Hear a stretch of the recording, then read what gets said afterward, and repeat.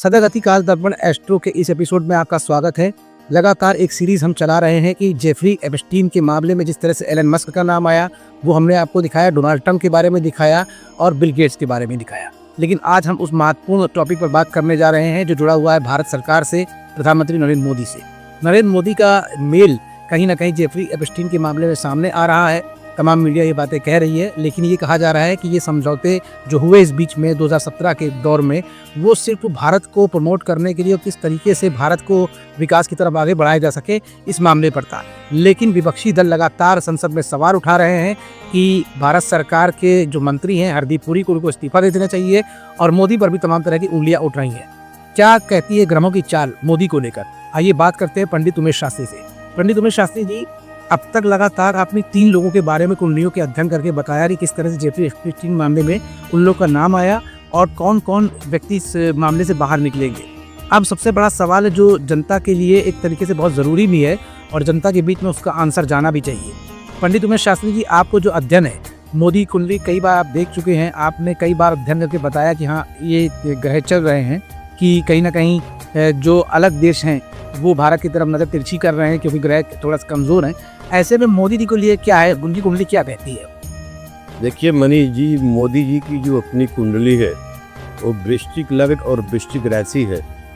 वर्तमान में जो है मंगल का महादशा चल रहा है। मंगल लग्नेश प्लस षष्ठेश होने के नाते मंगल की महादशा में राहु का अंतर और शुक्र का प्रत्यंतर चल रहा है, जिसके कारण जो है उनके ऊपर जो है दोषारोपण हो रहा है। ग्रहों के आधार पर देखा जाए तो मंगल 6ठे भाव का भी स्वामी है। तो मंगल का दशा जब से उनकी कुंडली में चल रहा है, उसके बाद देखा जाए तो मंगल की महादशा में शुक्र का अंतरदशा और राहु का जो प्रत्यंतर है वो उनके लिए जो है थोड़ा सा हानिकारक साबित हो सकता है। उसके साथ साथ यह देखा जाए तो ग्रहों के आधार पर तो मोदी का जो जन्म कुंडली है, वर्तमान समय में जो मोदी की ग्रह दशा है वो थोड़ा सा विपरीत चल रहा है। कुंडली की विपरीत होने के नाते कई डिसीजन, कई निर्णय उनका जो है थोड़ा सा अच्छा नहीं रहेगा। उसके साथ साथ देखा जाए कि ये जो ग्रह स्थिति है लगभग 2027 जुलाई तक मोदी का जो ग्रह दशा है वो काफ़ी खराब चल रहा है, जिसके कारण ऐसा लगता है कि विपक्षी दल जो है मजबूत हो सकते हैं और मोदी का जो अपना जो प्रभाव है, अपना जो वर्चस्व है वो थोड़ा सा कम हो सकता है। उसके साथ साथ देखा जाए कि कुंडली में जो पूरा ग्रह स्थिति बना हुआ है, विशेष करके देखा जाए तो जून जुलाई तक इनकी कुंडली में ज़्यादा खतरा हो सकता है। उसके साथ साथ इनका लोकप्रियता भी थोड़ा घट सकता है। लोगों के मन में इनके प्रति जो है थोड़ा सा द्वेष भावना उत्पन्न हो सकता है, परंतु उसके बाद जुलाई के बाद मोदी जी का टाइम फिर से ठीक हो जाएगा।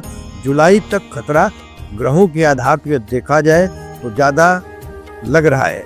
उसके साथ साथ मई जून की जुलाई के बाद से मोदी जी का ग्रह फिर अच्छा से चल सकता है और उनका कार्यक्षेत्र भी अच्छा हो सकता है, परंतु जुलाई तक बच के रहने की आवश्यकता है, क्योंकि ये जो मामला है ये कोई भी व्यक्ति फंसा सकता है मोदी को।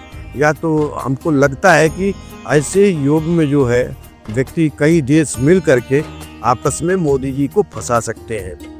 ये जो विपक्ष आवाज उठा रहा है कि मोदी जी इसमें डायरेक्ट इन्वॉल्व हैं, तो इस पर क्या कहना? मतलब जो जुलाई के बाद का समय होगा, क्या ग्रहों की स्थिति इतनी मजबूत होगी कि मोदी जी की सरकार को कोई दिक्कत नहीं आएगी? देखिए मनीष जी, 2 बातें होती हैं। एक तो ग्रह स्थिति होती है और एक ग्रहों का प्रभाव क्या होगा।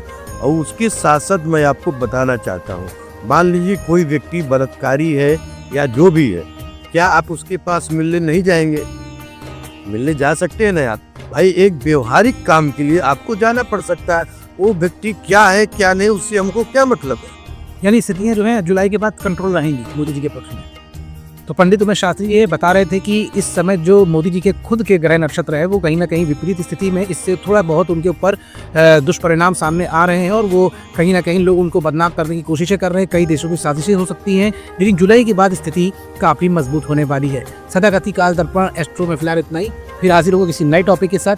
तब तक के लिए पूरी टीम को दीजिए इजाज़त। नमस्कार।